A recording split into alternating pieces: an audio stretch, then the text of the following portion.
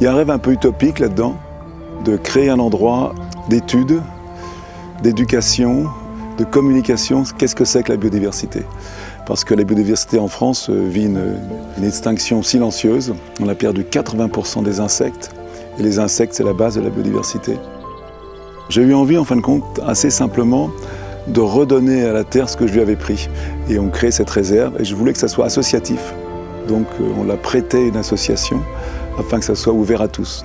Et tout ce qu'on va essayer d'y faire ici est pour le bien commun. Ça, c'est important.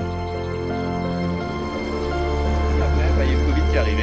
Mon père m'envoyait tout le temps des photos des cervidés dans les parages. Qu'est-ce que je peux dire sur ce lieu? Que c'est un lieu qui est juste incroyable, magnifique, sensible et puissant. C'est un endroit où il y a des gens qui ont du cœur et qui viennent travailler ici avec nous pour monter un jardin pédagogique qui se veut esthétique et productif.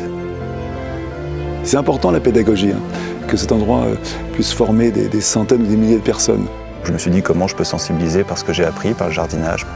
Ce système d'avoir une zone sauvage aussi luxuriante à côté d'un jardin aussi travaillé et esthétique, c'est quand même quelque part deux mondes un peu opposés et qu'on a réussi à regrouper. Il y a une cohérence, il y a un message qui est fabuleux. J'ai rencontré, dans le cadre d'une petite association dont je suis trésorier dans le village, l'un des membres du conseil d'administration de la nouvelle association de la vallée de la Millière. Nous avons commencé à discuter tous les deux de voir si Clartan pourrait être intéressé à participer au projet, comment. Ça a pris quelques années, ne serait-ce que parce que l'association elle-même était en plein devenir.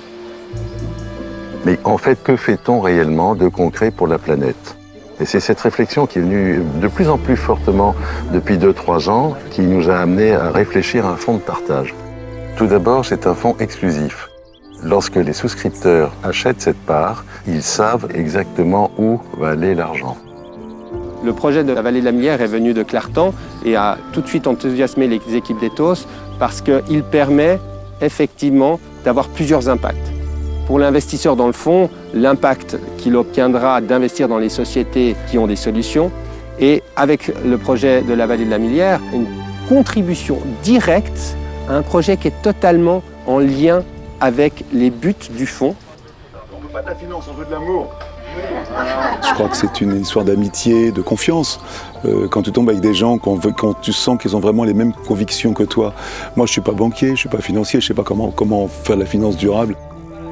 Notre ambition, c'est de faire en sorte que les besoins de financement prévisibles de l'association soient couverts d'une année sur l'autre.